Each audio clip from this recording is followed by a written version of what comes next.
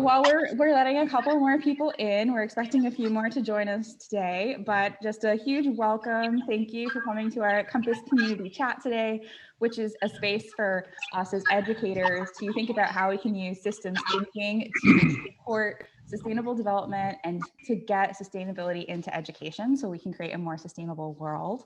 It's wonderful to have you all here today to talk today with Teresa Tung, our featured storyteller and educator, who's going to be talking about systems thinking in leadership and leading change. And we're thrilled to have Teresa because she's been with Compass Education since its inception. She's been running workshops and trainings and resources with us since about 2009. So we're very thrilled to have her here today and all of you to have a chat on this topic. And I'm actually going to hand it right over to Teresa to get us started. Cool. Thanks so much, Gitanjali. And so nice to see everyone and see some familiar names and faces. And also welcome to those I haven't met yet before, whether in this weird like virtual space that we're all now kind of sort of used to, or in real life back when we used to see from the shoulders down and how tall people are and mouths in real life as well, which is always exciting. So thanks for that intro, Gitanjali. And yeah, so I just thought with this community chat, it'd be quite interesting to think about how we might be using systems thinking in the various areas of our lives, personally or professionally, that we might be sort of exercising leadership. And so, you know, when I think about leadership, I really think about it just as an act of moving things forward and trying to create some change within a particular culture, organization, or in your own life. And so I think change and leadership are intricately linked. So I've got a couple stories I thought I would share, and also think about how the work that I've done with Compass and really having become, I consider myself a systems thinker, how that's really changed the way I think about and approach leadership in a variety of ways. So before I jump into my stories, I thought just to open the conversation, I'd invite those of you on the chat to either type into the chat, or if you feel comfortable to unmute yourself and share. You know, can you think of one area of your life right now, personally or professionally, where you're leading some sort of change, where you're wanting to see some different set of actions or outcomes or something different, again, in your personal professional life? And if you wouldn't mind just typing that into the chat or unmuting and sharing, it'd just be interesting to hear what are some of the areas that we're all leading on this call. And then I'll share some of my stories.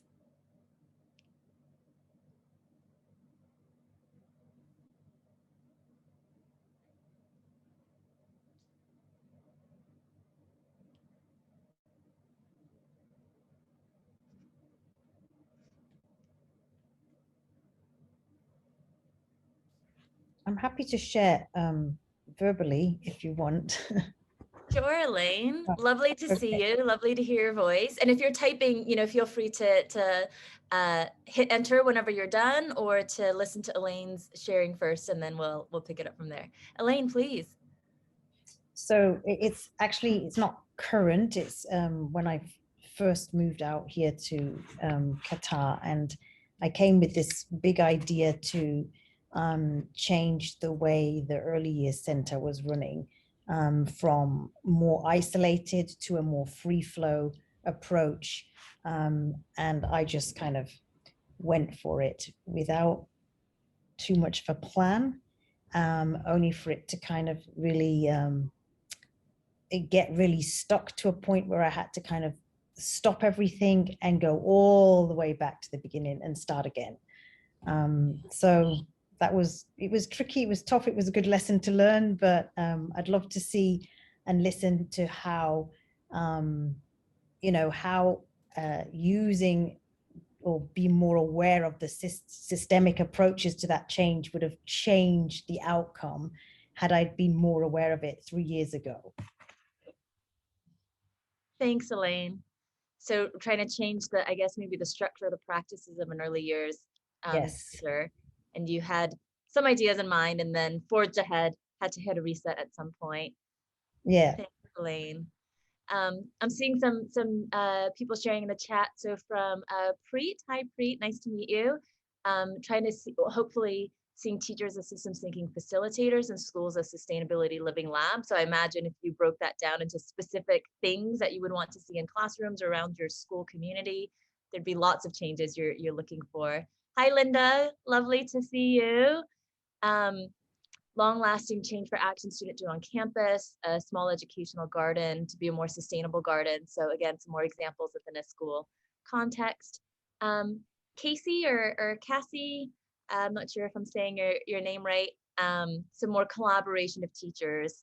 So moving maybe from silos into more collective ownership. So I'm sure, everyone's got lots and lots of examples as well.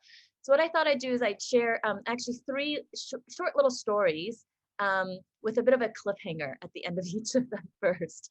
So I'll ask Gitanjali if she'll pop the slideshow open real quick for us, just to give us a visual. Not very beautiful first slide, so here's today's date. So the next slide. So the first sort of story is I got into my Wayback Machine and I thought about when I first got, I guess, involved with sustainability at all and systems thinking at all. And back in the day, I was at a lovely school called International School of Tianjin, sort of in the north of China.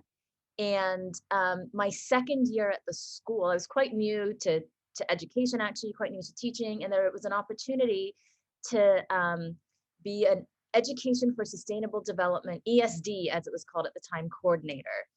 And in my first year at the school, I'd sort of seen that there was lots of stuff going on around the school and lots of opportunities for people to put ideas forward. And when this opportunity came up, I had at that time been part of the Roots and Shoots. So those of you who know sort of Jane Goodall's work, she's got, Roots and Shoots sort of student action groups all over the world. I've been part of that after school program. I thought, I like animals and I like recycling and I like sustainability and green things and I want to save trees. So this sounds fun and interesting and let me give this a go. And so I became the ESD coordinator at the school, really honestly having no idea what I was doing or what sustainability was. But what I knew, sort of what the job description was to make the school more sustainable, right? So I kind of thought about it as, well, we want the school to be a more sustainable institution. We want less waste. We want to be more eco-friendly. We want the kids to care about the planet. We want good outcomes, basically. And I jumped right in and I just thought about all the actions I wanted to take. And and my key thing I remember thinking was, I just want to see evidence of my success in doing ESD as soon as possible. I want to weigh recycling before I became ESD coordinator and after I became ESD coordinator and show that there was improvement. I want to gather paper and show that, there was less paper being used. I remember the picture on the very right there. I remember Googling how to do sustainability. And there was all these recommendations and somebody had said, make an eco code at your school, something easy to remember, something catchy, something that's going to make people want to change. And so I remember one weekend, I looked at a bunch of eco codes from around the internet. And I thought, I will write an eco code for International School of Tianjin. And so you can see there was the word respect and it's an acrostic poem. And this is what we promised to do. And I just went in, I just did these things, right? You can see there, we just put in new recycling bins that were clear so that people could see what they were putting in. We put in new paper recycling trays in every classroom. I printed and laminated, by the way, tons of these eco codes because I was and this is gonna get everybody to change it. If they see respect, then surely everyone is gonna just start eating healthy foods and composting leftovers. We put a compost bin in the cafeteria and surely sustainability will just happen, right? And I'm not gonna waste time talking about it and going around in meetings and we're just gonna get things done. So that's my first story. The frustration I immediately ran into, which I imagine many of us would have run into, is in spite of my beautiful recycling bins and even the very cute children I had help me put them around the school for Roots and Shoots, in spite of how easy it was to access my recycling trays, and in spite of the eco code, which was being printed and put everywhere, I wasn't seeing a lot of actual change in the school. I wasn't seeing people actually talking about sustainability. I wasn't actually seeing even those like really tangible results I talked about. It wasn't really happening. So that was extremely frustrating. So that's my first story. I'll leave that on a cliffhanger of how this turns into a slightly happier story as we go. Okay, so my second quick anecdote is after my time at International School of Tianjin, where actually I was when I did my first Compass training and became a bit more of a systems thinker. I moved to another international school, NIST International School in Bangkok, Thailand, amazing community. And a couple years into my work there, I became the International Baccalaureate Middle Years Program Services Action Coordinator. So for those of you from IB schools, you might be familiar that there's like a set of requirements for community service and services action in the middle years program. And so I jumped into that role, and the change I wanted to see in the school is I wanted to see more authentic service as action learning in the curriculum. I wanted to see more units and learning experiences where kids were actually not just learning about stuff and putting things on, tests and projects, but actually doing things. And I wanted that across the entire MYP. And I wanted to see more authentic service projects that were being done extracurricularly. Because I was still seeing lots of, bake sales, fundraising for big international organizations like Oxfam without really an understanding of what they do. I was seeing some pretty tokenistic things.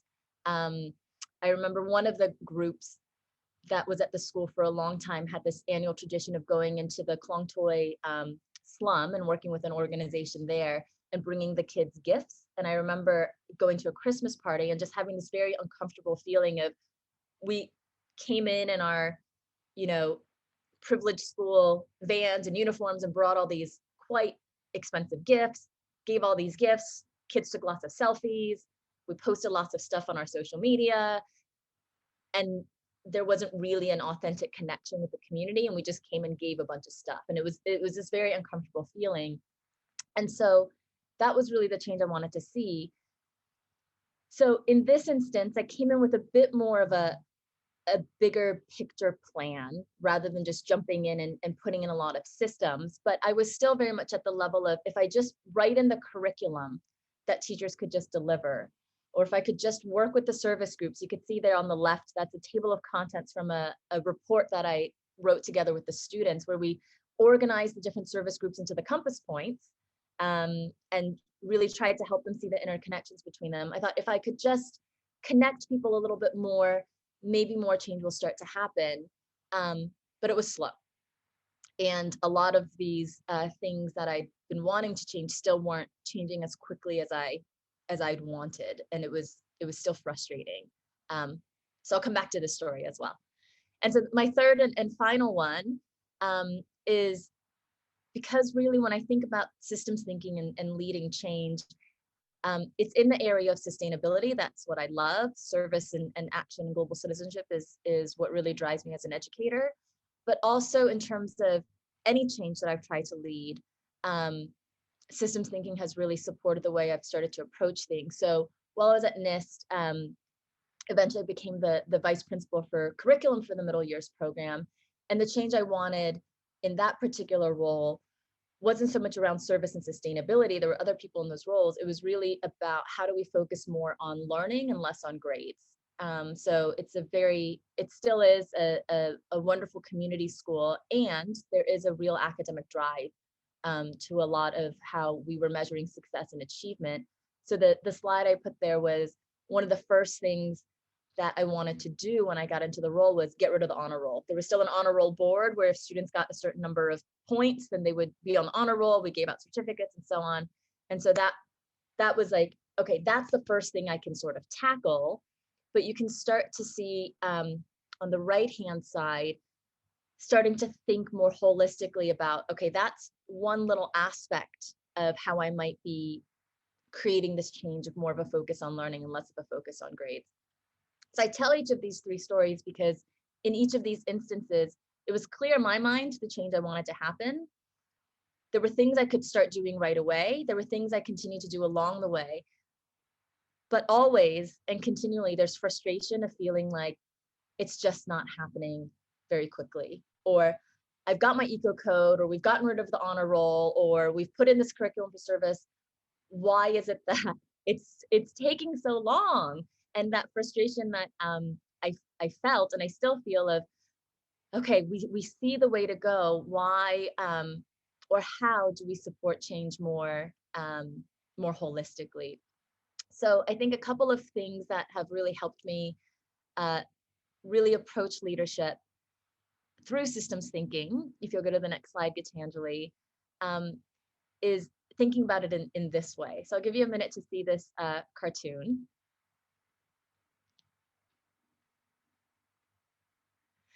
And I've been rambling on for a little while. So I'd just like to pause for a moment and invite, either in the chat or if you'd like to unmute, can you relate to this cartoon? And if so, maybe how? And I'll open it up for a bit of a conversation before I come back to my stories.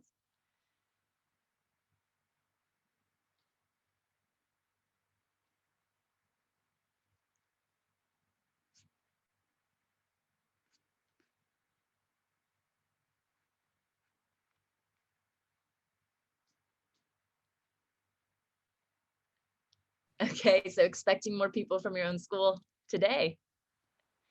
Gitanjali? Yeah, I was going to say, I find this so relatable, both in terms of having like worked with students and teachers to try and promote sustainability in a coordinator position in a high school, but even just as a teacher, like there's so many things we talk about wanting to change, and there's just so much to do that I feel like I've been on both sides of this cartoon. I've been the person at the podium trying to like propose a change, and I've also been, oh God, I have so much going on. I'm not sure I can, invest in a change right now. And so it feels super relatable in both of those ways to me. Thanks, Gitanjali. Thanks, Mark. Yeah, people want less traffic, but we don't want to give up our cars, right? Linda? There's always at the beginning of term, the group of students that join the Green Club or whatever it is. And then as the term goes on and the activities are starting, it dwindles, or the enthusiasm dwindles. It can be quite difficult to keep the momentum. Yeah. So there might be some initial enthusiasm, lots of signups, first couple meetings for any committee, quite a lot of turnout. And then maybe over time it dwindles. Yeah, Elaine.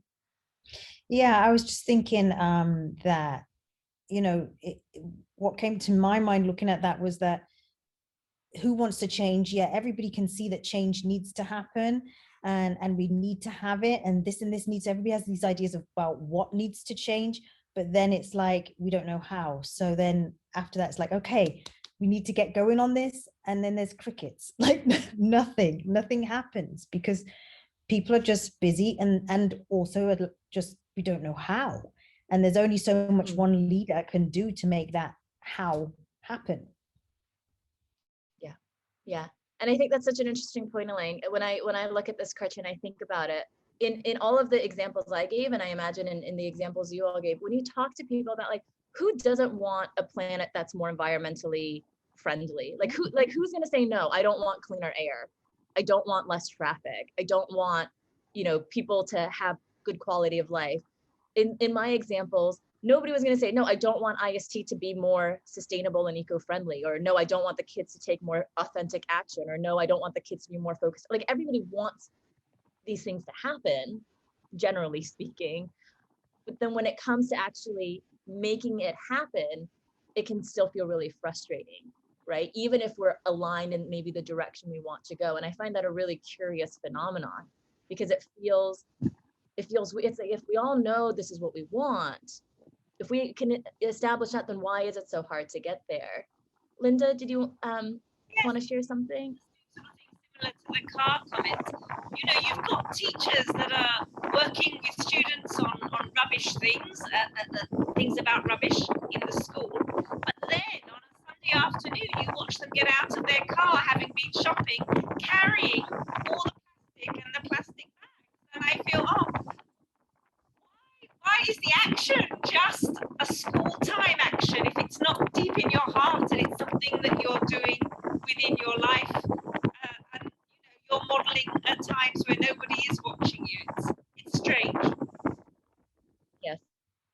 Absolutely. That's a personal pet peeve of mine. So I'm just going to throw this in here, is the word modeling. We see it in schools all the time. Like, we will model this for students, and there's something about that that seems quite inauthentic, right?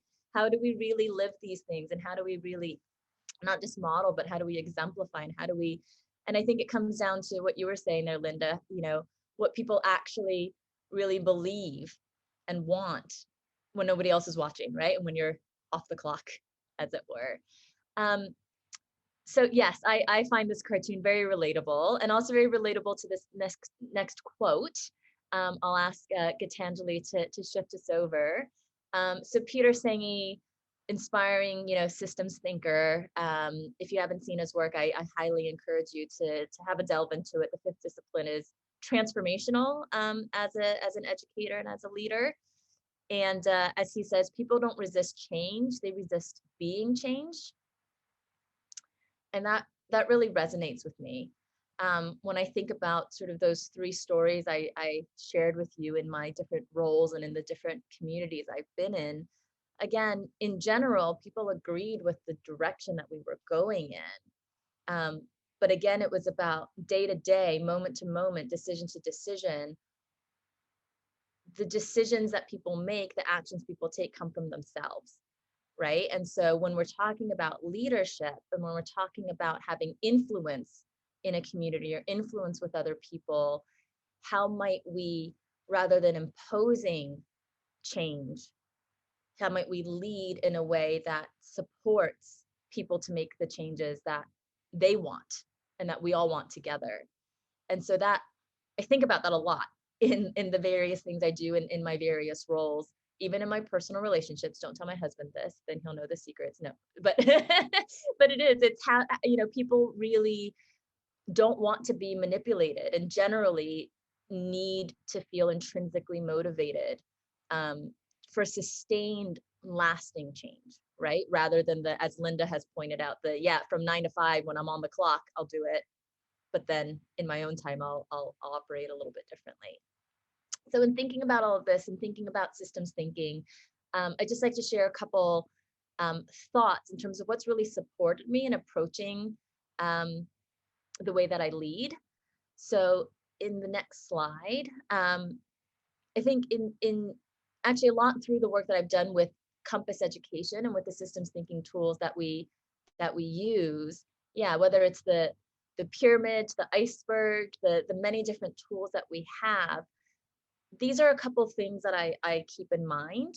So, when I was thinking about, back to my examples of when I was a services action coordinator, one of the first things I wanted to do was require, right, that every department would have at least one unit that was services action focused, require that every single student would submit one blog post that summarized their service project for the year, and so on and so forth. And although sometimes systems that have requirements and mandates are helpful, how might we always consider how we might inspire that deep-rooted change, and make it about the individuals who are going to be doing the things that need to get done. And along those same lines, how do we change things from I must do this because my boss tells me, or because the laws are, or the regulations are, or the requirements are, to I want to do this because it's something that really truly resonates with me. And I talked a little bit about moving from extrinsic to intrinsic motivation. And it's not easy, right? Because you can't, it's not I'll put my recycling bin here and people will just start doing it. And it takes time. And so in thinking about all of this, if I go to the next slide, Gitanjali, a couple things that systems thinking has helped me with is a couple points here. I think the biggest thing systems thinking or thinking as a systems thinker has helped me with is being okay with delay. Delay is such a fundamental part to understanding how systems function. And as someone who even still is very action oriented and has a really hard time sitting on my hands, it feels like, if I just say a little bit more, if I push a little bit more here, if we just put up one more poster or send out one more Google Doc, maybe it'll happen a little bit faster. Like we have to recognize that in systems there are delays. And so how might we be okay with that? And how might we sit with that? And how might we expand our scope to think about when we might start seeing markers of success that aren't so obvious, right? So back to my example with the honor roll, like that's something that's really satisfying because I can see the honor roll come off the board and I can start to see like, yes, look, I've done it. I can like my performance indicator, woohoo. But it's those stories that you start to hear in the hallways, right? Of the way kids talk to each other about what they're doing in school. And also that sometimes things come back in a way that is unanticipated. So I remember when we took off the honor roll, hearing the kids actually saying like, yeah, they've taken the board off, but like, you can still calculate it. And I still know like if I'm an honor roll student or not, right? And that's still what they valued. And it took a long time for me to start hearing different kinds of conversations amongst the kids and amongst the teachers. And that's okay. It's frustrating, but it's okay. So being okay with delay, systems thinking has really helped me try to slow down. The other piece, and we do so much of this work in all of the Compass work, right? It's about perspective taking and starting wherever other people are. Because when we're talking about change, it's all done through others, right? So wherever they are is where we need to meet them. There's no dreaming of this is where I want them to be. So really that perspective taking has been fundamental for me. And then finally, as a systems thinker, how might we consider that it's not linear and there is no starting point? I remember when I got into the ESD role, it was a month by month plan. And I still have monthly plans. I still have linear calendar based plans because that's how time functions. But at the same time, there is no one right place to start, right? And so when we start thinking about it rather as a linear process of what's the right first step, but are able to take that balcony view and start to see more in systems and think more about what's interconnected and how are things interconnected. And this idea of leverage that we talk so much about in systems thinking of where might we make the most change with the least effort has been really fundamental for me. So, and Mark's already mentioned this, two of the systems thinking tools that I always come back to. The first is I think the next slide is the Iceberg. Yeah. So sorry, Gitanjali, if you'll click through, I forgot to take off the animations on it. But hopefully everyone on this call is familiar with the systems thinking Iceberg. And I remember it was Robert actually who drew on the board the systems thinking Iceberg the first time I'd ever seen it. And I thought it was really interesting. I was like, yes, we have to like try to get to mental models and yes, systems and structures is like a little bit above that. And that's kind of where I tended to function. But if you keep clicking through, Gitanjali, and I remember this was Robert drawing this on a whiteboard at I think a level 2 workshop that we ran once. Sorry, Gitanjali, if you keep clicking, I forgot how much animation I put on this. Those 4 words there, I remember Robert writing them and I was like, oh, whoa. Right. Okay. So if I'm just operating at the events level, I'm reacting to things. Okay. What I was doing a lot of for a long time is just anticipating, right? Like I know if this, then that. So I was anticipating what would happen and trying to like put brakes in there. But really, when we start to get deeper in the iceberg, we're talking about fundamentally designing or redesigning the way that things function, whether it's rules or laws or physical structures. And that's again a place where I was comfortable. But and Mark alluded to this a bit earlier, that bottom level of that iceberg, right? The mental models, right? What are the assumptions, beliefs, and values that people hold? How do we transform that? How do we inspire that? How do we operate down at that deepest level? Is something that I hold in the work that I do every day. And one of the things that a sentence frame that's really helped me is because I believe, fill that in. Every day you will see me, fill that in. So if you start with your belief, because I believe whatever it is, every day or every minute or every month or whatever it is, you will see me, and then whatever that action is, that sentence frame has really helped me tie back everything that I do, significant or not, to the changes that I want to see happen. So thank you, Robert, for those 4 words. They transformed the way I think about things.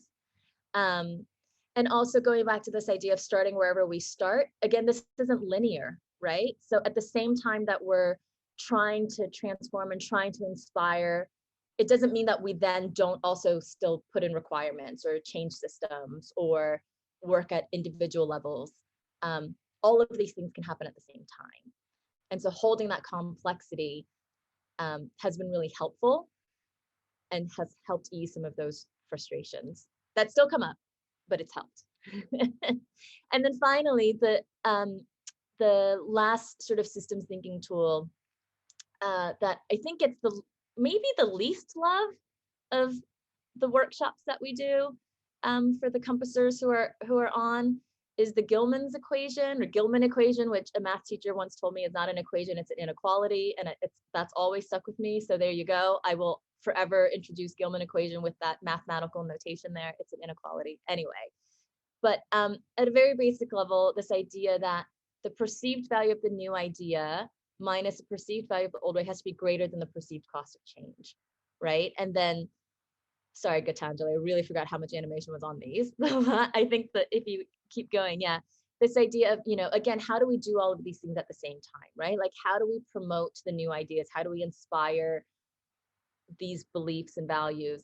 How do we help people let go of whatever was being done before? Again, people don't want to be changed, but how do we help them see that there's more value in new ways of doing things or a different way of doing things? And then in that last one, how do we facilitate that? How do we make it easier for people to do that? So going back to you, Elaine, the how, right? It all sounds, maybe we all agree, but how do we actually do it day to day? So that's my sort of 3 little stories and some of the tools and systems thinking, I guess, principles that I really hold with me.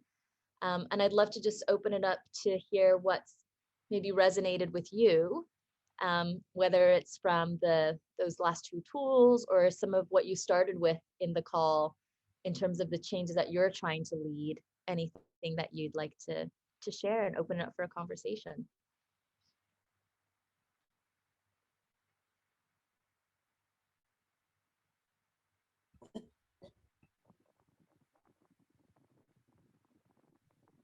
I think in my mind, the Gilman's equation goes through my mind whenever we're trying to get something new introduced. And I can sort of hear myself saying, well, why are people going to want to do this? And I think that is the Gilman's equation that prompts that thought.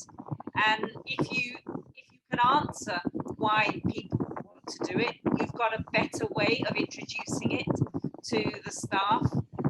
And you're prepared for really knowing why they really do need this change. So yeah, I agree. Gilman's is handy. Thanks, Linda. And I think I used to feel kind of like salesy was kind of dirty, like if you have to sell, like if it's a good thing, surely people will just like naturally want to do it, right? Like I shouldn't have to sell it to them or market it. That felt icky to me. But I think Gilman has helped me over time think about, no, actually that is the work, right? And there's actually that great, and we've used it before in some of our Compass trainings, that great TED Talk by Melinda Gates about what NGOs can learn from Coca-Cola. And this idea that like you have to embrace marketing, you have to embrace salesmanship, even if it might feel a bit icky. Preet, did you have something? Hi, Teresa. Hi. Yeah, no, thank you. I wanted to say I connected initially with your stories. I took on a position as a sustainability instructional coach this year. And last year when I got the position, I did what you did. I was like, okay, what is sustainability? And, everybody knee-jerk is it's environmental sustainability, but really it's more than that. And so as I went over the course of this year and had this amazing opportunity in this role, I can relate to a lot of your stories of, how do you get people inspired? How do you get them to care? And mostly, how do you get them to act? And one of the things is having teachers as facilitators and how to gain momentum by teachers just in like you mentioned, in different subject areas to tying it into sustainability, because then it can lead into more sustainable action. So I was relating to all of those things. I have a question for everyone, and specifically maybe for Teresa, because you have a lot of experience in MYP. I spent most of this year, even though I was whole school, we had some COVID hurdles and we're on 2 campuses. So I spent most of my year in the primary and have had lots of success and success stories. But I'm moving into a position next year as a secondary sustainability and service lead teacher. So now taking my experience from this year and now being put into a new school and that secondary setting, what are some initial start points in different maybe subjects that you can like highlight off the top of your head? Oh, this would be a good entry point, or that would be a good leverage point in the middle years curriculum, MYP. That's a great question. I think the key is looking for the leverage points in the community that make the most sense, that are easy for you to access, and where you can have success build on success, right? So I think it's actually maybe more about the people that you have. So if you get to know your school community and you get to know the different subject teachers, for example, or subject heads, if it's a bigger school or whatever it might be, and you get to know what's already happening in terms of the curriculum or in terms of the extracurricular activities, and you can find those opportunities where smaller pivots can produce good large results, that's visible that other people see, then that's the places to start, right? Because then, and it might be, I mean, there's natural areas where it seems more intuitive, right? So individuals and societies, for example, in the MYP, you know, systems is one of the key concepts. In sciences, of course, there tends to be lots of units that are already sort of primed for just a little repositioning. You know, if you've got a unit about sort of endangered species or biomes, it's quite easy to pivot those things. But it might be you've got an arts teacher who has a personal passion for this kind of stuff, and with a little bit of support might be able to shift or change something quite small that's going to really create great successes for students and for the school. I love great advice. And I love how you say just a little bit of a shift. Like, my vision is always, let's see the incredible things that are already happening, because teachers are incredible, and let's pull those together and have those ideas surface and be visible. And so I love that idea. Sometimes there's great things happening and you just need a little shift in, add just a layer of the compass on top and then spotlight it. And so great advice. You know, I'm excited for next year. Maybe we can keep chatting and see how that goes.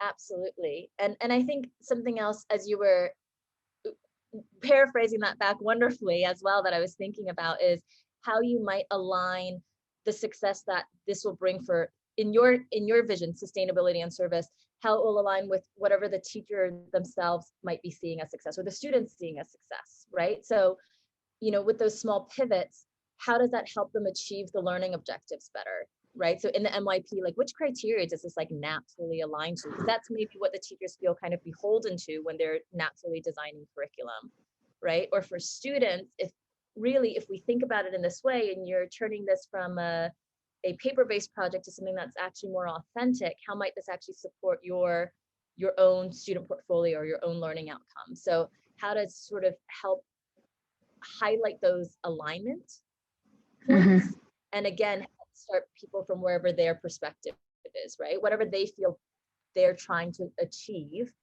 how might those small pivots support both things? Lovely, thank you. Love to hear any other thoughts, stories. So when I was teaching up in Seattle, and I haven't, so the Melinda Gates talk, I haven't gone there because I have my own problems with experiences that we've had with the Gates Foundation and some of their initiatives. So I haven't listened to that one, but one of the things I was thinking about, I have had some sales training, and one of my many careers was several of them have been in sales. And it goes back to where I wrote down what you said, start where others are. And that means, and that works, I mean, that's true in teaching too. You have to find out where your students are at before you can plot any sort of course about where you want to take them. So that requires a lot of listening. And that goes back to what I was talking about, working with other cultures as well. You have to, you can never fully understand where it is they're coming from, but it takes a lot of patience and a lot of listening. And that's true for salesmanship too. If you're trying to sell somebody something and you're hammering the points that you think is really great about whatever it is that you think they need, and what they really need is something else, and you could be providing that, but you haven't listened to them, then you're going to have a problem connecting with them. Yeah, absolutely. The art and the craft and the science of deep listening for true understanding, so you can figure out how to meet people where they are, is so key, right, to everything. And I remember we did a Compass School, back when we were Compass Schools, workshop at the Green School in Bali. And I remember we had such a gift of going out into the community and hearing from the local community members what Green School and what sustainability really meant to them. And it was such a beautiful exercise, because I think I'd gone in with my quite Western conception of what sustainability really means. And to be able to hear from the local community how they interpreted it was just fascinating. But it takes time, right? And that just reminded me of that experience of us being able to be welcomed into the community to listen was really special. Okay, I think we just have a few minutes left, Gitanjali. I don't know if anybody has any last thoughts or stories to share. Well, perhaps you think about a last question for Teresa, or Teresa thinks about a couple of perhaps closing words. I would like to highlight that we have a couple of other opportunities coming up if you want to keep thinking about systems thinking, or if you have other educators in your schools or elsewhere that you'd like to connect with some of these trainings Teresa has been talking about. Just screen sharing quickly. We do have, I apologize.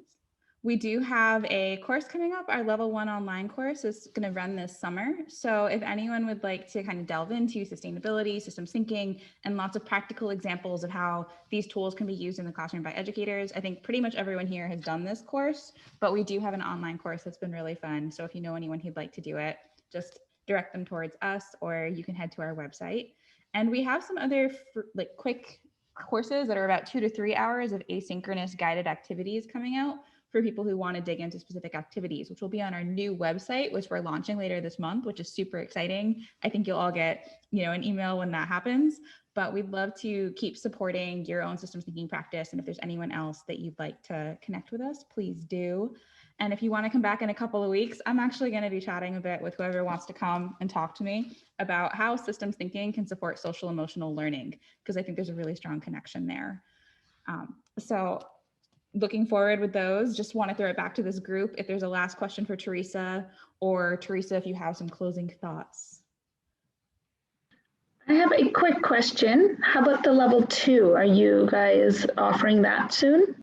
Yeah, so we're in the process of kind of revamping our online level 2. So we hope to have a level 2 course this fall semester. It's not going to be for a few more months still, but it is in the future in 2021. Perhaps we'll have an on-site training again before then. We'll see how the world goes and what happens. But later in 2021, we'll be aiming for a level 2 online.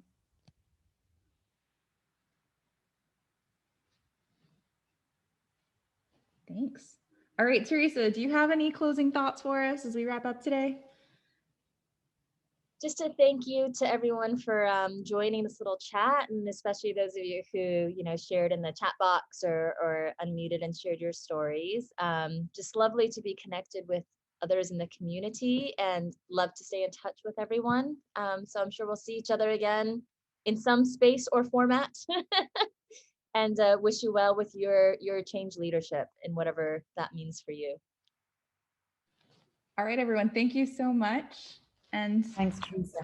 Enjoy the rest of your days.